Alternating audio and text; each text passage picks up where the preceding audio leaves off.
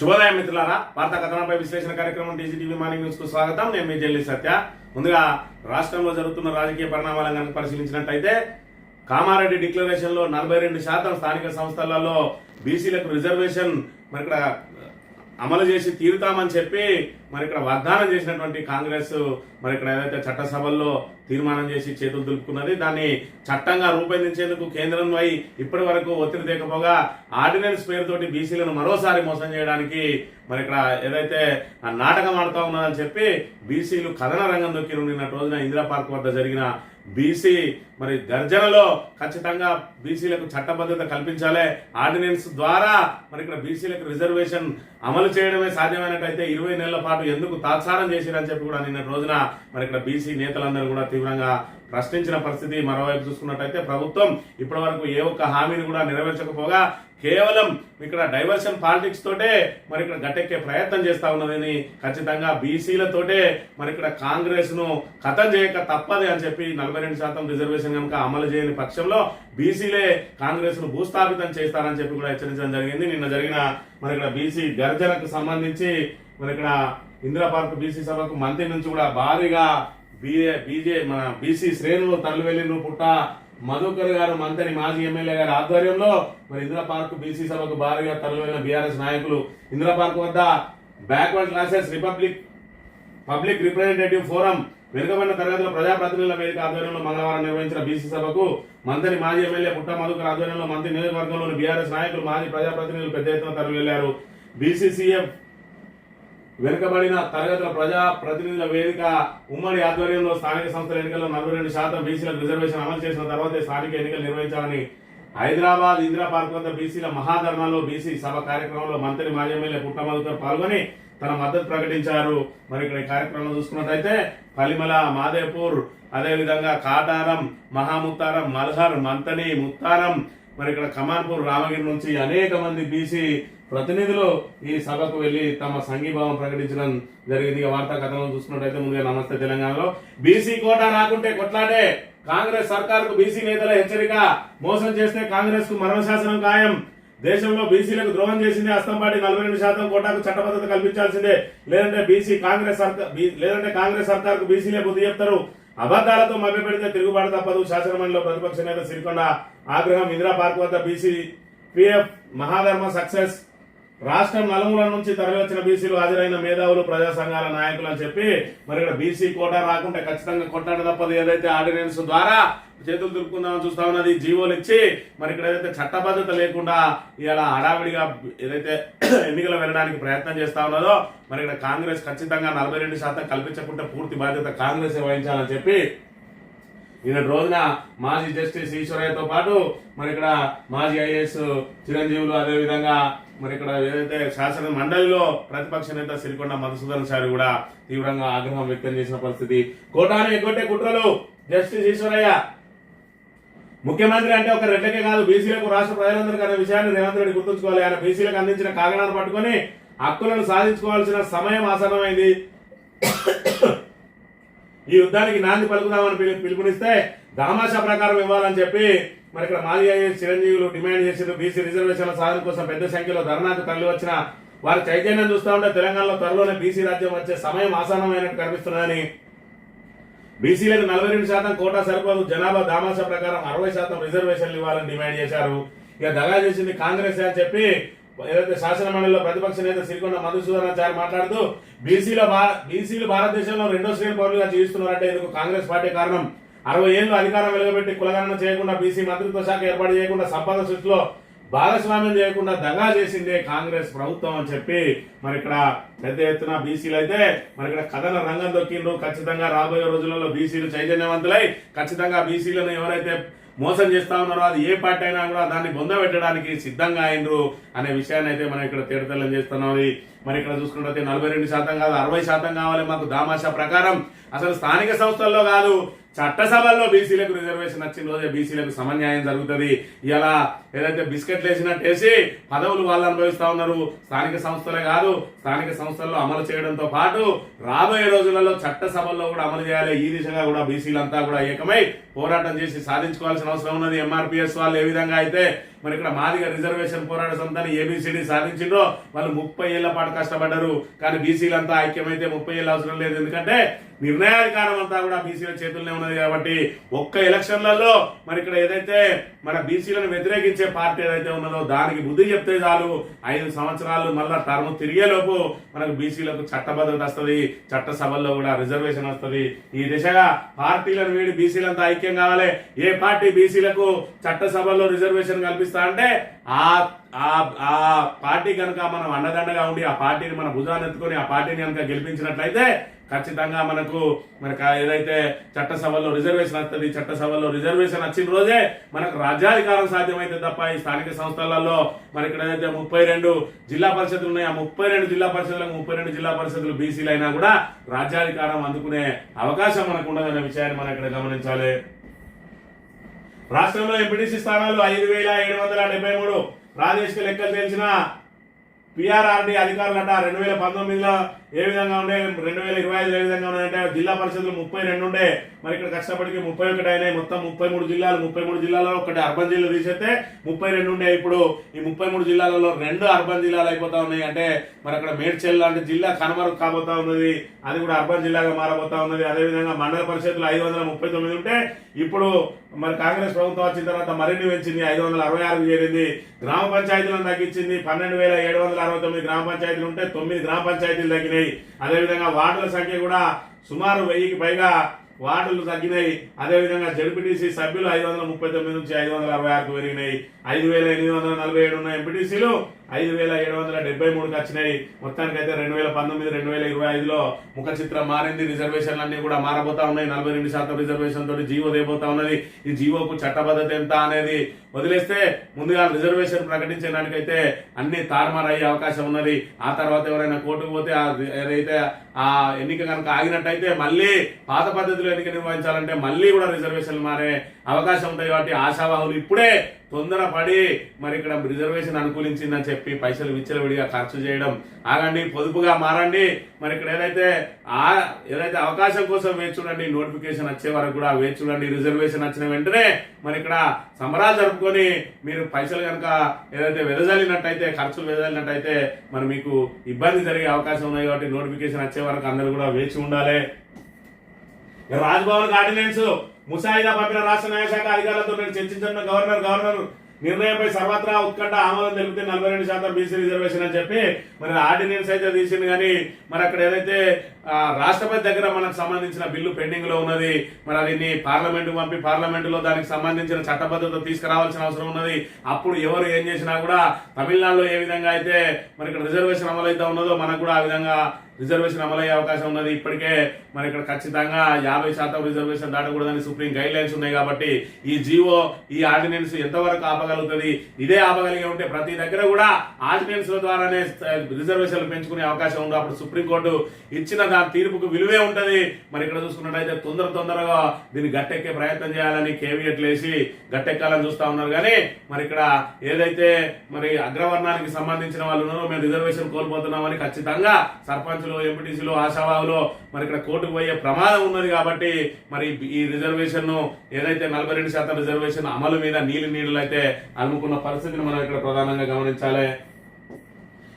నీళ్లు రావా? దేవాలయ నీటి పంపిణీలో ప్రభుత్వ నిర్లక్ష్యం, మట్టిపోతున్న చెరువులు, కుంటలు, డ్యాంలు. జనగామ జిల్లాలో ఇప్పటికీ 31% సాగులోకి నీళ్లు లేక ఎండుతున్న పంటలు. రైతుల ఆందోళన. 7.15 కిలోమీటర్ల లోతుకు భూగర్భ జలాల పతనం. రైతాంగానికి మళ్లీ మొదలైన సాగునీటి కష్టాలు. ఇక్కడ చూసుకున్నట్టయితే దేవాలయ పంపింగ్ ఆగిపోయి ఈ కాలువలన్నీ కూడా ఎండిపోయి ఉన్నాయి. ఇది వర్షాకాలమా ఎండాకాలమా అనేది ఒకసారి ప్రజలు గమనించాలి. ఏ రకంగా ఉన్నది ఇలా కాళేశ్వరాన్ని ఎండబెట్టి మరి ఇక్కడ గోదావరిని ఎడారిగా మార్చిన పాప ఫలితం ఏ విధంగా ఉన్నదనే విషయాన్ని మనం ఇక్కడ గమనించాలి. మరి ఇప్పటికీ వర్షాకాలంలో పలకరించినా పలకరించకపోయినా మన వాళ్ళందరూ మరి ఇక్కడ కాళేశ్వరం నీటితోటి పులకరించే వాళ్ళు ఇవాళ చూసుకున్నట్టయితే కాళేశ్వరం మీద కుట్రలు అన్ని ఇవాళ రైతులను నట్టేట ముంచుతా ఉన్నారు. రైతుల పరిస్థితి ఈ విధంగా తయారైంది. ఒకవైపు వర్షాలు లేక మరోవైపు ప్రాజెక్టు నుంచి సాగునీరు అందక ప్రారంభ దశలోనే ఇక్కడ వానాకాలం సీజన్ నమ్ముకొని ఏదైతే వరి మరి వేసిండ్రో దానికి సంబంధించి వరి నారును కాపాడుకునేందుకు రైతులు పడరాని పాటలు పడతారు. జయశంకర్ భూపాలపల్లి జిల్లా జంగేడు రైతులు, గోదావరి తీరం పక్కనే ఉంటది. ఈ జంగేడు రైతుల పరిస్థితి చూడు ఈ విధంగా ఉన్నది. మరి ఇక్కడ ట్యాంకర్లతో తీసుకొచ్చి నారుమడులను కాపాడుకోవాల్సిన దుస్థితి ఉన్నది. మరోవైపు నీళ్ళు ఎక్కిందట. జనగామ జిల్లా దేవాదుల సాగునీటి కోసం రైతులు మరోసారి రోడ్డెక్కిన మంగళవారం వడ్లకొండలోని జనగామ ఉస్నాబాద్ రహదారి మీద రైతులు నీళ్లు కావాలని ఈ రకంగా పెడతా అంటే మాది రైతు ప్రభుత్వం, రైతుల కోసం మేము వ్యవసాయాన్ని దండగాన వ్యవసాయాన్ని పండగ చేసామంటా ఉన్నారు. మరి ఇక్కడ కేసీఆర్ పండగ చేస్తే మీరు దండగ చేసిండ్రా? మీరు పండుగ చేసి ఏదైతే నీళ్ళన్నింటినీ కూడా ఎండబెట్టి ఇక మీరు బయట పనిచేయాల్సిన అవసరం లేదు, సపరేట్ ఇంట్లో వండుకోండి. మీకు నీళ్ళు ఇస్తే ఎప్పటికీ పొలాల కాడికి తిరగాలి, మరి ఇక్కడ నీళ్ళు ఇవ్వలేదు అనుకో మీరు ఇంట్లోనే వండుకోరని చెప్పి ఇట్లా పండుగ చేసిరా? రేవంత్ రెడ్డి సమాధానం చెప్పాలి. ఈ రకంగా రైతులను అరిగోస పెడుతుండడం ఇది ఎంతవరకు సమంజసం అనే విషయాన్ని కూడా మనం ఇక్కడ ప్రధానంగా గమనించాలి. ఇక బాబు షెడ్యూల్, రేవంత్ సెల్యూట్. రాష్ట్రం తరఫున ఎజెండా చెప్పకుండానే కేంద్ర మంత్రి భేటీకి ఓకే. రేవంత్ సుముఖతతోనే నేటి భేటీకి ఖరారు చేసిన జలశక్తి శాఖ. బాబు కోసం కొత్త మోసం రావడంతో హడావిడిగా రేవంత్ లేఖ. కృష్ణా జిల్లాలో వాటా కోసమే ఢిల్లీకి పైన కవరింగ్. కేంద్ర మంత్రి దగ్గర సమావేశానికి అధికారిక ప్రమాణం ఎంత అని చెప్పి బనకచెర్ల సింగిల్ ఎజెండాకు తొలుత చేకొట్టిన తెలంగాణ సీఎం అని చెప్పి అవగాహన రాహిత్యం, అదే విధంగా పాలన వైఫల్యం, మరి ఇక్కడ ఏదైతే బేసిన్ల మీద బేసిక్ నాలెడ్జ్ లేకపోవడం ఇవాళ తెలంగాణకు శాపంగా మారింది. మరి ఇక్కడ బనకచెర్ల విషయంలో మేధావులందరూ సాగునీటి రంగ మేధావులతో పాటు తెలంగాణ మేధావులందరూ కూడా ఆందోళన వ్యక్తం చేస్తా ఉంటే ఆయన ప్రెస్ మీట్ పెట్టి 1000 టీఎంసీలు మాకు ఇచ్చి నువ్వు ఎంత తీసుకోపో అంటాడు. మరి ఆల్రెడీ 968 మనకు అలకేషన్ ఉన్నది అంటే ఇంకొక 32 టీఎంసీలు ఇచ్చే మరి బనకచెర్ల కట్టుకోవచ్చా? దీని మీద పెద్ద ఎత్తున విమర్శలు రావడంతో మళ్ళీ అక్కడ ఆగిపోయి కృష్ణాలో మనకు నీళ్లు రాకుండా చేసిందే బీఆర్ఎస్ అని చెప్పి కొత్త రాగం ఆలపిస్తాడు. అసలు తెలంగాణను సర్వనాశనం చేసిందే కాంగ్రెస్ అనే విషయాన్ని రేవంత్ రెడ్డి మర్చిపోతాడు. కాంగ్రెస్ అంటే ఏదైతే మంచి జరుగుతుందో, ఇప్పుడు ఏదైతే పథకాలు ప్రవేశపెడుతుందో, లేదంటే ఆయనకు సంబంధించిన వరకు ఇప్పటి నుంచే కాంగ్రెస్ స్టార్ట్ అయింది. ఏదైనా ఒకటి మరి ఇక్కడ ఏదైనా ప్రాజెక్టు ఇంకేదన్నా కట్టి ఉన్నాయి మాత్రం మాది అని అంటాడు. ఫెయిల్యూర్స్ అన్ని మాత్రం గత పాలకులు ఏదో ఆంధ్ర పాలకుల మీద నెట్టేసే ప్రయత్నం చేస్తాడు. ఏదేమైనా కూడా అవగాహన రాహిత్యంతో ఇలా బనకచెర్లకు సంబంధించి మనం అపెక్స్ కౌన్సిల్ కు పోవాల్సి ఉండగా మరి కేంద్ర మంత్రి దగ్గర పోయి ఎందుకు సమావేశం అవుతా ఉన్నాడు? అసలు బనకచెర్ల మీద సమావేశం కావాల్సిన మనకు ఏం అవసరం ఉన్నది అనేది తెలియకుండా మరి ఆయన ముందుకు సాగుతా ఉన్నాడు. ఒకవైపు బనకచెర్ల మీద మేము ఇద్దరం కలిసి మాట్లాడుకుంటా ఉంటాడు, మరోసారి తూచి మాకు బనకచెర్ల మీద మాట్లాడా, మీరు బనకచెర్ల మీద ఏగా మరి ఏదైతే సింగిల్ పాయింట్ లో మీరు వెళ్ళిపోతా ఉన్నారు, మీరు కేంద్రం నుంచి ఒత్తిడి తెచ్చే ప్రయత్నం చేస్తా ఉన్నారు, మాకు అవసరం లేదంటాడు. ఏది ఏమైనా ఇక్కడ నుంచి పెద్ద ఎత్తున ఒత్తిడి బీఆర్ఎస్ ద్వారా ఒత్తిడి వచ్చినప్పుడు మాత్రమే ఆయన వెనక్కి తగ్గుతా ఉన్నాడు. బనకచెర్ల మీద మరి ఇక్కడ మీటింగ్ పోయినాడు, ఇవాళ పెద్ద ఎత్తున ఆయన మీద విమర్శలు రావడంతో మేము బనకచెర్ల మీద అయితే మాట్లాడడం, కృష్ణా జిల్లాలో వాటా కోసమే మాట్లాడతామంటున్నాడు. ఏదేమైనా ఇద్దరు సీఎంలు ఆడ కూర్చుంటే గురువు శిష్యుడు మాట్లాడుకుంటే మనకు ఏ విధంగా తేలుతుంది, గురువును ఏ విధంగా ఎదిరించగలుగుతాడు శిష్యుడు అనే విషయాన్ని అయితే తెలంగాణ ప్రజానికి గమనించాలి. ఇక గోదావరిలో వరద జలాలు అనేటివి శుద్ధ అబద్ధం అని చెప్పి మరి ఇక్కడ జలశక్తి శాఖ మాజీ కార్యదర్శి మాజీ సలహాదారు వెదిరి శ్రీరామ్ చెప్తా ఉన్నాడు. ఇప్పటి వరకు శ్రీరామ్ మీద అనేక మరి అనుమానాలు ఉండే ఆయన కూడా ఏదైతే ఆ ఏపీకి లబ్ధి జరిగే కుట్రలు, అదేవిధంగా బీజేపీ పార్టీకి అనుకూలంగా కేంద్ర ప్రభుత్వానికి అనుకూలంగా మాట్లాడుతారని అనుకుంటే ఏకదం ఆయన ఎత్తేసిండు. ఖచ్చితంగా బనకచెర్ల అనేది అక్రమమే అని చెప్పి ఆయన కూడా బీజేపీకి సంబంధించిన వ్యక్తి మరి ఇలా కుండ బద్దలు కొట్టినట్టు చెప్తా ఉన్నాడు. అలా మిగులు జలాలే లేవు, మిగులు జలాలే లేనప్పుడు బనకచెర్ల ఎట్లా కడతారు? మనకు ఆల్రెడీ 968 మరి ఇక్కడ టీఎంసీల అలకేషన్ ఉన్నది. మరి అంతా కూడా 1100 రావు. 1100లలో పైన చూసుకున్నట్లయితే ఛత్తీస్గఢ్ నుంచి వాళ్ళ అలకేషన్ అంతా కూడా బయటకు వెళ్ళిపోతా ఉన్నది. వాళ్ళు రేపు ప్రాజెక్టులు కట్టుకుంటే వాళ్ళకు అలకేషన్ వెళ్ళిపోతుంది. మరి ఇక్కడ బనకచెర్ల ఏ విధంగా కడతాడు? మన దగ్గర నుంచి ఏదైతే మనం వాడుకోకుండా వదిలేసిన నీటినే మరి ఇక్కడ ఇప్పుడు ఏదైతే మిగులు జలాలుగా చూపిస్తా ఉన్నారు, రేపు ఖచ్చితంగా వాటిని మనం వాడుకునే అవకాశం ఉంటది. కాబట్టి మన అక్కడ బనకచెర్ల ప్రాజెక్టు కట్టడం అక్రమం అని చెప్పి బీజేపీకి సంబంధించిన వ్యక్తి తేడతేలం చేసిండు. ఇంకా బనకచెర్ల మీద ఈయన ఎందుకు పోయి చర్చలు చేస్తాడు అనే విషయాన్ని ఒకసారి మనం గమనించాలి. తెలంగాణలో గన్ కల్చర్, ఒకరోజు 2 చోట్ల కాల్పులు. సిపిఐ నేత హత్య, కళ్ళలో కారంగొట్టి తుపాకులతో కాల్చి చంద్రరాథోడ్పై 5 రౌండ్ల కాల్పులు. పాత కక్షలు, ఆర్థిక లావాదేవీలే కారణం. లొంగిపోయిన 4 నిందితులట. అదేవిధంగా దళిత నేత కాల్చివేత, కాంగ్రెస్ బయటికి వెళ్లి వస్తున్న ఘటన. మారేలి హత్యకు భూతగదాలే కారణమా? కాల్పుల వెనుక ఏపీ ఎమ్మెల్యే వస్తామని చెప్పి ఇక్కడ మరి తెలంగాణలో గన్ కల్చర్ మితిమీరిపోతా ఉన్నది. గన్ కల్చర్ మీన్స్ మరి ఇక్కడ ఏదైతే శాంతి భద్రతలను మరి ఇక్కడ గాలి వదిలేసిండు. ఏదైతే తెలంగాణ పోలీసు ఒకప్పుడు తెలంగాణ అంటే భారతదేశంలో నెంబర్ 1 ఉండే శాంతి భద్రతల రక్షణలో, ఆడపిల్లలకు రక్షణ కల్పించడంలో సీ టీమ్స్ అని మరి అనేకంగా పెట్రోలింగ్లని మరి ఏదైతే పోలీస్ శాఖ పటిష్టంగా ఉండే ఇవాళ వచ్చినాక హోంమంత్రి రేవంత్ రెడ్డి చేతుల్లోనే ఉన్నది. మరి పోలీస్ శాఖను అంతా కూడా కేవలం బీఆర్ఎస్ నాయకులను వేధించడానికి సోషల్ మీడియాను వాళ్ళు ఏదైతే ఆ పర్యవేక్షణ చేయడానికి వాళ్ళ టైం అంతా సరిపోతా ఉన్నది. సోషల్ మీడియాలో ఎవరు ఏ చిన్న పోస్ట్ పెట్టినా కూడా వాళ్ళ మీద కక్ష సాధింపుల కోసం పోలీస్ శాఖను వాడుకుంటూ మన శాంతి భద్రతని గాలికి వదిలేస్తే ఆఖరికి తుపాకులన్నీ కూడా తెలంగాణ రాష్ట్రానికి ఏరి ఒకప్పుడు ఏదైతే కత్తులతో నరుకునే ఆనవాయితీ ఉండే అది ఇప్పుడు తుపాకులతో కాల్చుకునే కాడికి వచ్చింది. మరి ఇక్కడ ఏదైతే తెలంగాణ ప్రాంతంలో ఉమ్మడి ఆంధ్రప్రదేశ్ ఉన్నప్పుడు తెలంగాణ ప్రాంతంలో కత్తులతో నరుకునేది ఇవాళ కాంగ్రెస్ ప్రభుత్వం వచ్చిన తర్వాత మళ్ళీ తుపాకులతో కాల్చుకుంటున్న పరిస్థితిని మనం ఇక్కడ ప్రధానంగా గమనించాలి. సాక్షి దినపత్రిక విషయానికి వస్తే బనకచెర్ల వద్దట ఏదైతే మరి ఇక్కడ పెద్ద ఎత్తున విమర్శలు రావడంతో మనం మాట్లాడే ఏజెండాలో బంకచెల్లం పెట్టకూడదు, ఇప్పటికే నా ఇజ్జత్ పోతుంది, నాకు తెలివి తక్కువ ఉందని నా తెలంగాణ ప్రజానికం అంతా కూడా నా ఇజ్జత్ ఇస్తా ఉన్నారు. నేను 8 టీఎంసీలు చాలన్నా మరి ఇక్కడ మామూలు అడిగినా కూడా తెలుస్తుంది 968 ఉన్నది, ఇంకా 32 టీఎంసీలకే ఎట్లా నీళ్ళు ఇచ్చి పెడతామని చెప్పి నన్ను తిడతాను. మరోవైపు చూసుకున్నట్టయితే దేవాదుల ఏ బేసిక్లు ఉన్నదో కూడా తెలియదని చెప్పి అదంతా మైకు లైవ్ పెట్టున్నట్ల తెలంగాణ ప్రజానికానికి అంతా కూడా కలిసింది. కాబట్టి నాకు నీళ్ళ మీద బేసిక్ నాలెడ్జ్ లేదని తెలంగాణ ప్రజానికానికి అంతా తెలిసింది.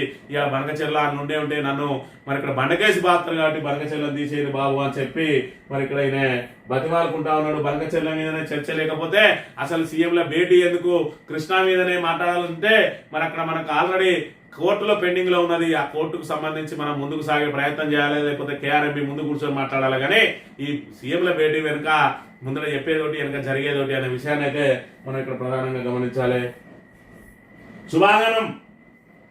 శుభాగమనం ఇలా తిరిగి వచ్చారు. శుభాంశ యాత్ర హైలైట్స్ అట. మరి ఇక్కడ చారిత్రాత్మక అంతరిక్ష యాత్రను విజయవంతంగా ముగించుకుని భూమికి తిరిగి వచ్చిన గ్రూప్ కెప్టెన్ శుభాంశ శుక్లాను దేశ ప్రజలందరూ కలిసి సాధారణంగా స్వాగతిస్తున్నా అని చెప్పి ప్రధాని మోడీ మరి సందేశం పంపిన 18 రోజుల పాటు అంతర్జాతీయ అంతరిక్ష కేంద్రంలో గడిపి క్షేమంగా భూమిపై చేరుకున్న భారత వ్యోమగామి ఒకప్పుడు అమెరికా వాళ్ళు మాత్రమే ఏదైతే రోదసీలోకి ప్రవేశిస్తారో అనేది ఉండే ఇవాళ మన వ్యోమగాములు కూడా చరిత్ర సృష్టించి 18 రోజుల పాటు అంతరిక్ష మరి ఇక్కడ వ్యోమనౌకలో గడిపి ఈ రోజు మన అంతర్జాతీయ అంతరిక్ష కేంద్రం నుంచి భూమికి చేరుకున్న సందర్భంగా వారికి యావత్ భారతదేశం అంతా కూడా శుభాకాంక్షలు తెలియజేస్తా ఉన్నది.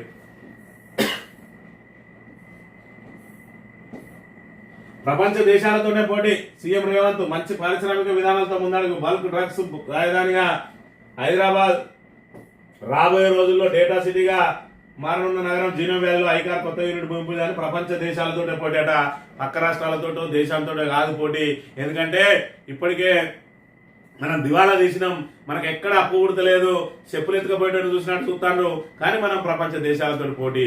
ఎందుకంటే మన నాయకులు తిరగడానికి విమానాలలో మరి ఇక్కడ ఇంధనానికి కొదవలేదు, ప్రత్యేక విమానాలకు కొదవలేదు, ప్రత్యేక హెలికాప్టర్లకు కొదవలేదు. ఎందుకంటే హెలికాప్టర్ వేసుకొని హైదరాబాద్ నుంచి రామోజీ ఫిల్మ్ సిటీ కూడా కార్లలో పోకుండా సార్లు హెలికాప్టర్లలో తిరుగుతారు. కాబట్టి వాళ్ళు ప్రపంచ దేశాలతోటి పోటీ పడతారు నాయకులు. ఎందుకంటే ప్రపంచ దేశాలలో రాజకీయ నాయకులకు ఒక్కొక్కరికి సొంత విమానాలు ఉంటాయి, మేమే తక్కువ అని పోటీ పడతా ఉన్నాడు. ఇక్కడ తెలంగాణ ప్రజలు మాత్రం అడకతింటున్న దుస్థితికి తీసుకొచ్చింది కాంగ్రెస్ ప్రభుత్వం అనే విషయాన్ని మనం ఇక్కడ ప్రధానంగా గమనించాలి. పంటల బీమా వచ్చేనా ఇంకా ఖరారు కాని విధి విధానాలు 2024 వానాకాలం నుంచి ఇస్తా ఉన్న సీఎం ఇప్పటికి 2 పంటలకు మొడిశాయి. గత ఏప్రిల్లో మంత్రి తుమ్మల సమావేశం నిలగడుతున్న అతిగతి లేని విధానాలు ఏది చెప్పిండ్రు ఏది ఇచ్చిండ్రు ఇప్పటి వరకు మరి ఇక్కడ పంటల బీమా ఇస్తారంటే నమ్మేటోళ్ళు లేడు, దాని గురించి ఆశించేటోళ్ళు లేడు, ఆశపడేటోళ్ళు లేడు. కనీసం యథావిధిగా కేసీఆర్ ప్రవేశపెట్టిన పథకాలను కొనసాగించండి చాలు, ఇంకా సాగునీరు ఇవ్వండి, రైతులు మా బతుకు మేము బతుకుతాం, సమయానికి యూరియా ఇండి చాలు అంటా ఉన్నారు. కొత్త మీ నుంచి ఆశించేటోళ్ళు లేరు, మీ మీద ఆశ పెట్టుకున్న వాళ్ళు లేరు అనే విషయాన్ని కూడా మనం గమనించాలి. విశ్రాంత ఈఎన్సీ మురళీధరరావు ఆస్తులు చూస్తే అలాగే మార్కెట్ విలువ 500 కోట్ల పైనే. హైదరాబాద్ మోగిలో 6500 చదరపు గజాల స్థలం అట. మరి ఇక్కడ మాజీ ఈఎన్సీ ఏదైతే మరి సాగునీటి రంగానికి సంబంధించిన ఇంజనీరింగ్ చీఫ్ మరి ఇక్కడ మురళీధరరావు మీద ఏసీబీ దాడులు చేస్తే 500 కోట్లకు పైగా మరి ఇక్కడ ఆస్తులు వెల్లడైనాయి అంటా ఉన్నారు. మొత్తం పూర్తిగా అధికారులందరి మీద కూడా ఏసీబీ దాడులు చేస్తే ఇంతకంటే దారుణమైన విషయాలు వెలుగు చూస్తాయి. అధికార వ్యవస్థ మరి ఇక్కడ ఈ 20 నెలలకు సంబంధించి ఒక్కొక్క అధికారి ఎంత సంపాదించుకున్నాడు అనే దాన్ని బేరీజ్ వేసుకున్నా కూడా కోట్లాది రూపాయలు ఇవాళ అధికారులు వెనకేసుకుంటా ఉన్నారు. ఇవాళ అవినీతి రాజ్యం వెళ్తా ఉన్నది. మరి ఖచ్చితంగా దీనికి ప్రభుత్వానికి సంబంధించిన పెద్దలు ఎవరైతే ఉన్నారో వాళ్ళ సపోర్ట్ తోటే ఇలాంటివి జరుగుతున్నది అనే విషయాన్ని మనం ఇక్కడ గమనించాలి. ఇక్కడ ఆంధ్రజ్యోతిలో చూసుకుంటే 500 కోట్లు కాళేశ్వరం మీనే సంపాదించిండు అని ప్రజలను మభ్యపెట్టడానికి ఇంత తాటికాయ అక్షరాలతో రాస్తా ఉన్నాడు. కానీ ఇప్పటికిప్పుడు ఏసీబీ అధికారులను ఏ ఆఫీసుకు పంపించినా కూడా లంచాలు ఏ విధంగా నడుస్తా ఉన్నాయో ప్రత్యక్షంగా కనబడతాయి. ఒక్కొక్క ఆఫీస్కు ఒక్కొక్క కానిస్టేబుల్ పంపించి చూడండి, ప్రత్యక్షంగా అసలు లంచాలు లేదే మరి ఇక్కడ ఏ పనులు కూడా ముందుకు సాగడం లేదు కాంగ్రెస్ ప్రభుత్వంలో అనే విషయాన్ని మనం ఇక్కడ గమనించాలి. ఇక రిజర్వాయర్ ఇచ్చంపల్లిలోనే గోదావరి కావేరీ అనుసంధానం కోసం నిర్మించాలి. అక్కడి నుంచి 200 టీఎంసీల తరలింపు. ఇచ్చంపల్లికి రాష్ట్ర ప్రభుత్వం సూత్రప్రాయ అంగీకారం. సీఎంల భేటీలో ఎజెండాగా మార్చాలని లేక 100 మీటర్లతో నిర్మిస్తే మేడిగడ్డకు ప్రత్యామ్నాయం. గతంలో అభ్యంతరం తెలిపిన గోదావరి బంకచెల్ల కౌంటర్ గా తాజాగా తెరపైకి అని చెప్పి ఇక్కడ చేసేది లేదు, సచ్చేది లేదు. కేవలం ఆరోపణలతోటో లేదంటే ప్రకటనలతోటో కాలం వెళ్ళదీసుడు తప్ప ఇలా ఇచ్చంపల్లి ఎప్పటి నుంచి నానుకుంటా ఉన్నది. మరి 50 సంవత్సరాలను పరిపాలించినటువంటి కాంగ్రెస్ ప్రభుత్వం ఎందుకు ఇచ్చంపల్లిని నిర్మించలేకపోయింది? మరి దీని మీద కూడా ఒకసారి ఆలోచన చేయాలి. ఇలా చూసుకున్నట్టయితే మేడిగడ్డకు ప్రత్యామ్నాయం ఒక పిల్లర్ గుంగింది, 2 పిల్లర్లు దాని మీద దెబ్బతిన్నాయి. మొత్తం ఆ బ్లాక్ మార్చిన 300 నుంచి 400 కోట్ల కంటే ఎక్కువ కావు. దాన్ని మరమ్మతు చేయాలంటే చేతగాని దద్దమ్మ ప్రభుత్వం ఇవాళ బీఆర్ఎస్ మీద బురదలడానికి రైతుల పంట పొలాలను పనంగా పెట్టి ఆటలాడుతున్న పరిస్థితిని కూడా మనం ఇక్కడ ప్రధానంగా గమనించాలి. డ్రగ్స్ దందాలో పోలీసుల పిల్లలు. ఇంటెలిజెన్స్ ఎస్పీ కుమారుడు రాహుల్ తేజ సైబరాబాద్ ఏఆర్డీసీపీ కొడుకు మోహన్ లను అరెస్ట్ చేసిన ఈగల్. డ్రగ్స్ వ్యవహారంలో మల్నాడు కిచెన్ సూర్యతో పాటు ఇప్పటివరకు 10 మంది అరెస్ట్ అట. మరి డ్రగ్స్ దందా విచ్చలవిడిగా సాగుతా ఉన్నది. డ్రగ్స్ మీద ఉక్కుపాదం మోపుతామని రేవంత్ రెడ్డి వచ్చిన మొదటి రోజు నుంచి చెప్తూనే ఉన్నాడు. ఇప్పటి వరకు ఈగల్ టీం అంటాడు, ఇంకో టీం అంటాడు. అలా చూసుకున్నట్టయితే పోలీసు కుటుంబాలు ఎక్కుంటా ఉన్నాయి. డ్రగ్స్ అయితే విపరీతంగా పెరిగిపోతా ఉన్నది. ఎందుకంటే పోలీసులను విచ్చలవిడిగా ఏ విధంగా అయితే రేవంత్ రెడ్డి వాడుకుంటా ఉన్నాడో పోలీసులు కూడా రేవంత్ రెడ్డిని అదే విధంగా విచ్చలవిడిగా వాడుకుంటా ఉన్నారు. శాంతి భద్రతలను వాళ్ళకి అప్పచెప్పినట్టయితే వాళ్ళు శాంతి భద్రతల కోసం ప్రయత్నం చేసే వాళ్ళు కక్ష సాధింపులకు వాడుతా ఉన్నారు. కాబట్టి వాళ్ళు కూడా సొంత పనులను చక్కబెట్టుకుంటున్న పరిస్థితిని మనం ఇక్కడ ప్రధానంగా చూడాలి. ఈనాడు దినపత్రిక విషయానికి వస్తే బంకచెల్లను పక్కన పెట్టండి, ఎందుకంటే నాకు ఇప్పటికే తెలంగాణ నుంచి పెద్ద ఎత్తున మరి ఒత్తిడి వేస్తా ఉన్నదని చెప్తున్న పరిస్థితి. ఇక China+1 గా తెలంగాణట. మా పోటీ ఇతర రాష్ట్రాలతో కాదు, ప్రపంచ దేశాలతో. రాష్ట్ర ఆర్థిక అభివృద్ధికి పారిశ్రామికవేత్తలు సహకరించాలి. China+1 ఇది ఎక్కడో కొత్త రాగం మరి అల్లుకున్న నేనే. China+1 అసలు చైనా అంటేనే డూప్లికేట్ మరి ఇక్కడ గుర్తుగా ఉంటుంది. చైనా ఫోన్ వాడతాడు, లేదంటే చైనా వస్తువులు తెచ్చిండు వీడు. చైనా మరి ఇక్కడ వస్తువులు వాడేటోర్రా అంటే చీప్ గా చూస్తారు. మళ్ళా ఈయన China+1 గా అంటే అంత చీప్ కంటే ఇంకొంచెం ఎక్కువ కావచ్చు ఈయన చెప్పే మాట. అయితే చైనా ఎంత అభివృద్ధి పదంలో అయినా చైనా వస్తువుల మీద మాత్రం మరి ఇక్కడ ఎవరికి నమ్మకం ఉండదు అనే విషయాన్ని అయితే మనం గమనించాలి. అదే రీతిలో రేవంత్ రెడ్డి మీద కూడా ఎవరికి తెలంగాణలో నమ్మకం లేదు. ఇక బీసీలో ముస్లిం రిజర్వేషన్లు తొలగిస్తే వెంటనే కేంద్రాన్ని ఒప్పిస్తా. రాష్ట్రంలో బీసీల 42% రిజర్వేషన్లో ముస్లింలకు 10% కలపడాన్ని వ్యతిరేకిస్తున్నట్లు కేంద్ర హోంశాఖ సహాయ మంత్రి బండి సంజయ్ తెలిపారు. మంగళవారం సిరిసిల్ల పట్టణంలో ఎమ్మెల్సీ అంజిరెడ్డితో కలిసి జిల్లాలోని ప్రభుత్వ పాఠశాలలో 10వ తరగతి విద్యార్థులకు CSR నిధులతో సైకిల్ పంపిణీ చేశారు. అనంతరం బండి సంజయ్ మీడియాతో మాట్లాడారు. రాష్ట్రంలో 51% ఉన్న బీసీలకు 32% రిజర్వేషన్లు, 12% ఉన్న ముస్లింలకు 10% రిజర్వేషన్లు అమలు చేయడం తగదు. కేంద్ర ప్రభుత్వం బీసీలకు 27% రిజర్వేషన్ అమలు చేస్తుంది. కాంగ్రెస్ పెంచేది 5% మాత్రమే. ఈడబ్ల్యూఎస్ రిజర్వేషన్లోనూ ముస్లింలు లబ్ధి పొందుతున్నారు. పూర్తిగా 42% రిజర్వేషన్లు బీసీలకు అమలు చేస్తామంటే వెంటనే బిల్లుకు ఆమోదం తెలిపేలా కేంద్రాన్ని ఒప్పించే బాధ్యతను తీసుకుంటా అని చెప్పి చెప్తా ఉన్నాడు. మరి ఇక్కడ బండి సంజయ్, అదే విధంగా మరి ఇక్కడ రేవంత్ రెడ్డి, మరి RS బ్రదర్స్ ఇద్దరు కూడా మరి ఇక్కడ ఏదైతే మీ ఇద్దరు ఒకటే అనేది తెలంగాణ ప్రజానీకానికి అంతా కూడా తెలుసు. మరి రాజకీయ లబ్ధి కోసం నువ్వు మాట్లాడే మాటలు నువ్వు మాట్లాడతావు, ఆయన మాట్లాడే మాటలు ఆయన మాట్లాడతారు. మరి ఇద్దరు కూడా మీ ఇద్దరు కూర్చొని ఒక అవగాహనకు వచ్చి బీసీలకు న్యాయం చేసే ప్రయత్నం చేయండి. స్వతహాగా నువ్వు బీసీవి కాబట్టి, నీ మిత్రుడే రేవంత్ రెడ్డి కాబట్టి మరి దీని దిశగా నువ్వు కృషి చేయాల్సిన బాధ్యత ఉన్నది. మీ ఇద్దరు కూడా నువ్వు కొట్టినట్టు చేయి, నేను ఏడ్చినట్టు చేస్తా అని చెప్పి మీ ఇద్దరు చేసేది బీసీలకు ఇద్దరు కలిసి తీరని అన్యాయం చేస్తా ఉన్నారు. అసలు తెలంగాణ ప్రాంతానికే మీ ఇద్దరు కలిసి మీ బీజేపీ కాంగ్రెస్ బీఆర్ఎస్ అక్రమ కలయికలతోటి ఇలా తెలంగాణ ప్రాంతాన్ని నాశనం చేస్తా ఉన్నారు. మరోవైపు బండి సంజయ్ అయితే పూర్తిగా ఆంధ్రోనిగా మారిపోయిండు. ఆంధ్రకు పోయి మరి అనేక నిధులు వస్తున్నాయి మీ ఆంధ్రకు అని చెప్పి ఆంధ్రను పొగుడుకుంటూ వస్తాడు. తెలంగాణకు ఎందుకు నిధులు తెత్తలేడో మరి ఇక్కడ సమాధానం మాత్రం చెప్పాడు. ఏదన్నా ప్రాజెక్టు దేవా అంటే సైకిళ్లు తెచ్చి ఇక ఏదైతే విద్యార్థులకు సైకిళ్లు వంచి ఇదే పెద్ద గొప్ప అన్నట్టు చెప్తాను. కేంద్ర మంత్రి స్థాయికి కార్పొరేట్ లెవెల్లో మరి సైకిళ్ల పంపిణీ చేసి ఇది రాష్ట్రాన్ని పురోభివృద్ధి వైపు తిరిగి ఏదైతే పంపిస్తున్నట్టు ఆయన ప్రకటనలు చూసినట్టయితే హాస్యాస్పదంగా ఉంటాయి. ఆయన జాతీయ స్థాయికి పోయి కేంద్ర సహాయ మంత్రి అయింది కానీ ఆయన స్థాయి మాత్రం ఇంకా కార్పొరేట్ లెవెల్నే ఉన్నది. కార్పొరేటర్ లెవెల్లోనే ఆయన నిధులు తీసుకొచ్చే విధానం కూడా కార్పొరేటర్ స్థాయిలోనే ఉన్నది. హైదరాబాద్కు సంబంధించిన కార్పొరేటర్ ఎవరైతే ఉన్నారో వాళ్లకు వచ్చిన నిధులు కూడా ఆయనే నియోజకవర్గానికి తెచ్చిన పాపాన పోలేదనే విషయాన్ని గమనించాలి. ఈ కాంగ్రెస్ బీజేపీ తోటి తెలంగాణ పూర్తిగా అధోగతి పాలవుతున్నాయి. కాబట్టి తెలంగాణకు శ్రీరామ రక్ష అయినటువంటి బీఆర్ఎస్ కు అందరం అండగా నిలవాలి. రాబోయే స్థానిక సంస్థల ఎన్నికల్లో బీఆర్ఎస్ ను మరి ఘన విజయంగా మనం బీఆర్ఎస్ ను గెలిపించినట్లయితే వీళ్ళలో కొంత మార్పు వచ్చి ఆ 6 గ్యారెంటీలు కానీ 420 హామీలు కానీ అమలు చేసే అవకాశం ఉంటుందని ప్రజలందరూ ఖచ్చితంగా కాంగ్రెస్ ను బొందబెట్టేందుకు సిద్ధంగా ఉండాలని కోరుతూ ఇది ఈ రోజు మా న్యూస్ తిరిగి వెళ్తాం. Thank you very much.